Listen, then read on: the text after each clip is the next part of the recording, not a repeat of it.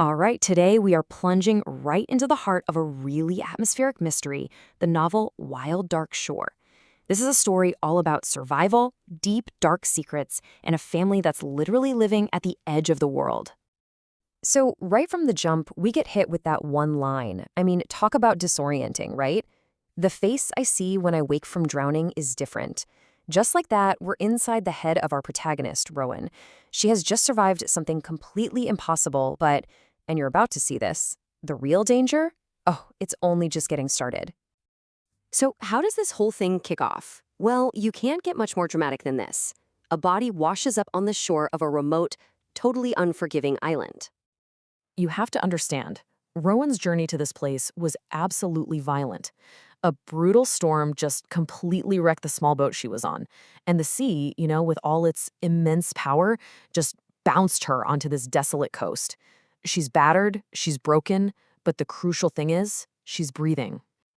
And what's really cool here, what's so powerful, is that we don't even see this through Rowan's own eyes. Nope, we see her arrival through the eyes of Fen, a young, kind of wild girl who lives on the island.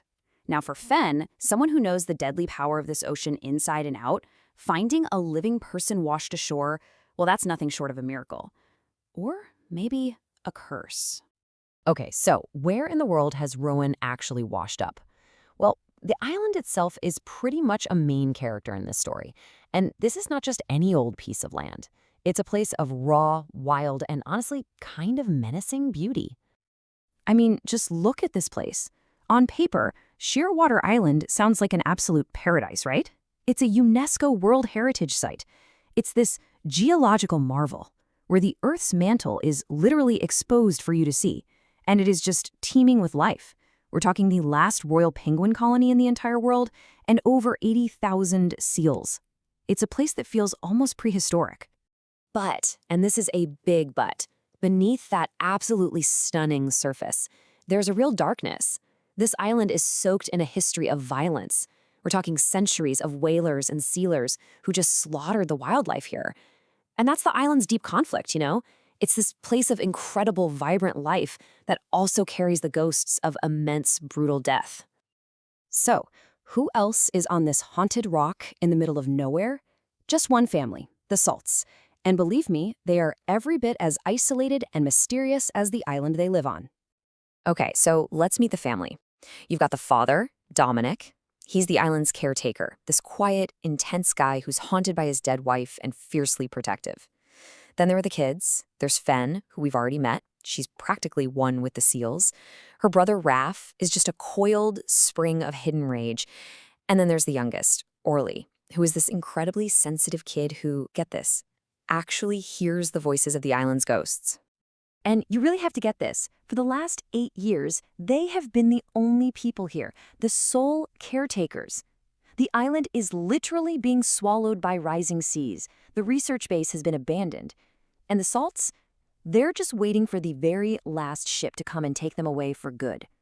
They are completely, utterly, and terrifyingly alone.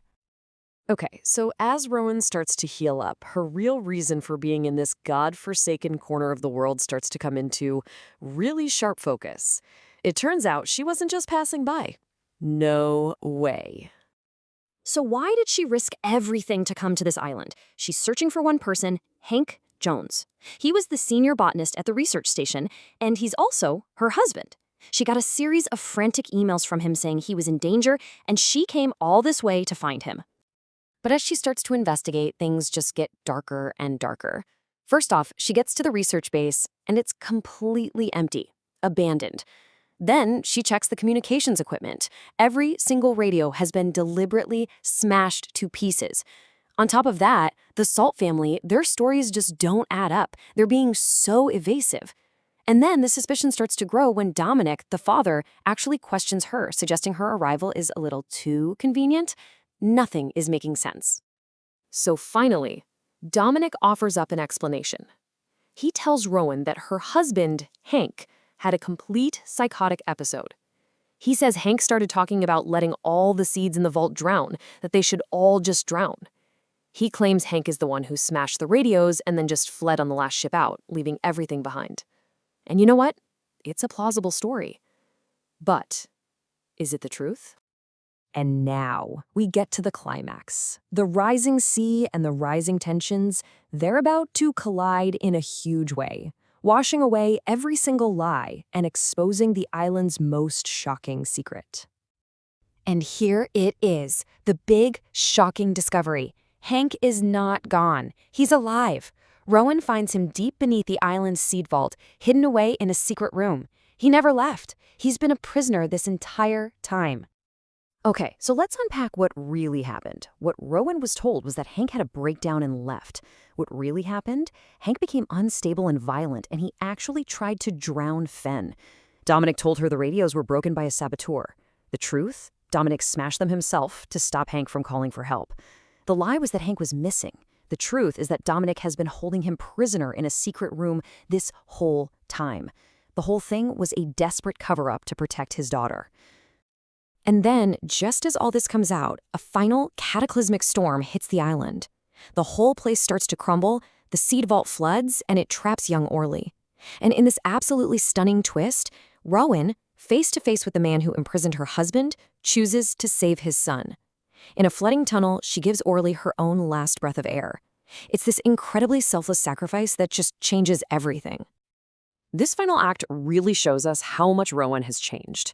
Through this whole insane ordeal, she comes to this realization that love isn't something that just shrinks when the world is ending. It has to expand. It has to adapt. It has to embrace even the most unthinkable things in order to survive. And so, in the end, Wild Dark Shore really just leaves us with this one huge question.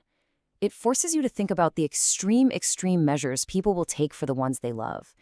And it makes you wonder, what lines would you cross when your entire world and everything in it is about to be washed away?